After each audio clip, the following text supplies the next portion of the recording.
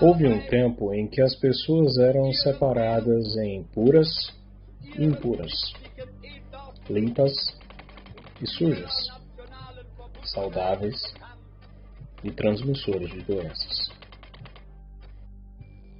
No ano de 1933, soaram os tambores daquele que viria a se tornar um dos maiores crimes contra a humanidade em toda a sua história. Em 30 de janeiro desse ano, Adolf Hitler foi nomeado chanceler na Alemanha.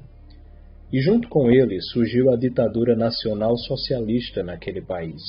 Uma das bases do partido nazista era a restauração da pureza racial ariana, o que seria atingido através da eliminação de qualquer influência judaica. O antissemitismo seria a base da grande Alemanha. O processo para isso acontecer começou no dia 7 de abril de 1933, data da proclamação do Decreto para a Reorganização dos Funcionários. Através desse decreto, foi autorizada a demissão de todos os trabalhadores que não comprovassem possuir sangue ariano. Não importava se eram bons trabalhadores ou não. Ocorreria demissão para todos os que não fossem classificados como puros. Não havia recurso. Era apenas o começo. No dia 15 de setembro de 1935, Hitler promulgou o seu mais ousado conjunto de leis, as chamadas Leis de Nuremberg. Para a proteção do sangue e da honra alemãs, elas diziam. A maior parte das pessoas chiques da Alemanha não falou nada quando seus antigos conhecidos judeus foram expulsos de seus trabalhos e de suas casas por não serem puros. O bom senso parecia ter abandonado todas as camadas sociais. Em nenhuma parte se ouviu um protesto contra aquelas medidas humilhantes. Quando as demissões e os rótulos de pureza foram aceitos pela população sem qualquer reclamação, era preciso passar para a etapa seguinte: a segregação. Após a invasão da Polônia, em 1939, os nazistas criaram um gueto na cidade de Varsóvia. O objetivo era isolar ali toda a população judaica da região, quase 400.000 pessoas, ou mais que isso. O gueto de Varsóvia foi separado do restante da cidade por um muro. Uma prisão a céu aberto para isolamento dos não-cidadãos. Aqueles que não tinham os mesmos direitos que as outras pessoas, apesar de serem iguais a elas. Para o isolamento funcionar, contudo, faltava apenas o pretexto perfeito.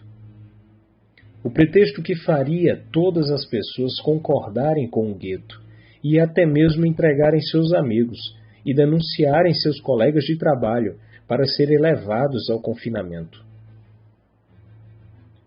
E o pretexto perfeito surgiu: a doença.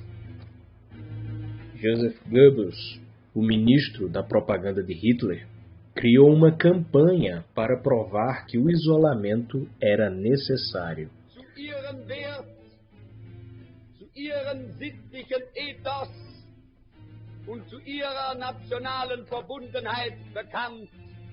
Sob sua orientação, os nazistas distribuíram peças publicitárias com o intuito de demonstrar que os judeus transmitiam doenças, especialmente tifo, uma febre bacteriana propagada pelos piolhos.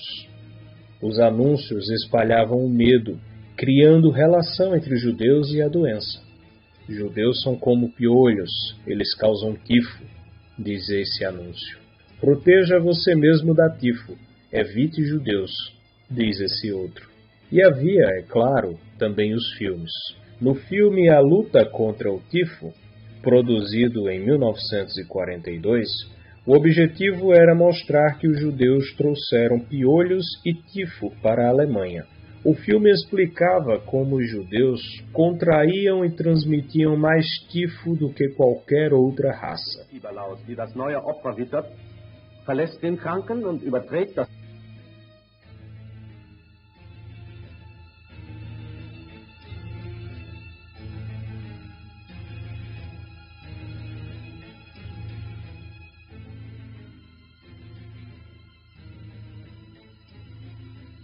E através de desenhos demonstrava como eles espalhavam a doença e os piolhos para as outras pessoas. Também havia a promessa de criar uma vacina contra o tifo, que resolveria todos os problemas de saúde.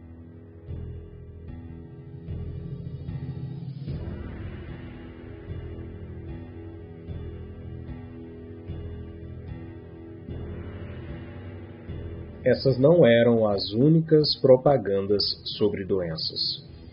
Eram necessários pretextos que justificassem mais do que o isolamento, que servissem também para a eliminação.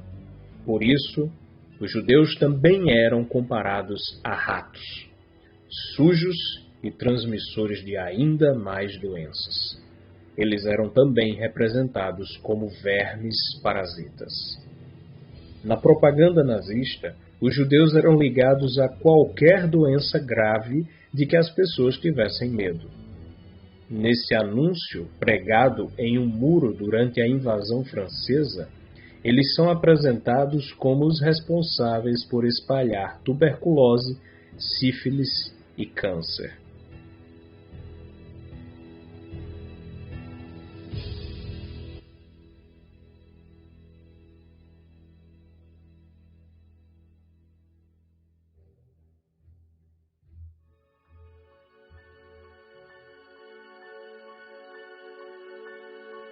Com a propaganda martelando dia após dia que os impuros transmitiam doenças, todas as medidas contra eles se tornaram justificáveis e foram aplaudidas pelas pessoas. Os guetos passaram então a ser uma emergência necessária. Aos montes, eles foram isolados da sociedade civil e tiveram todos os seus direitos negados. Eles foram espremidos em uma prisão à vista de todos, e todos ignoravam. Afinal, era necessário, diziam, para morrer de fome, adultos e crianças, no meio das ruas, não cidadãos.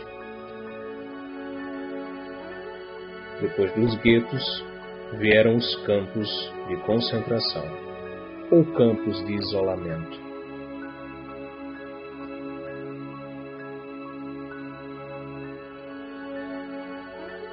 E depois dos campos, vieram as câmaras de gás e os fornos.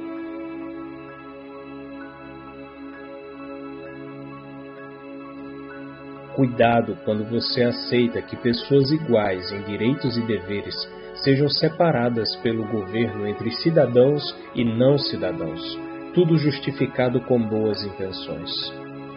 Você pode apenas estar repetindo os mesmos erros do passado.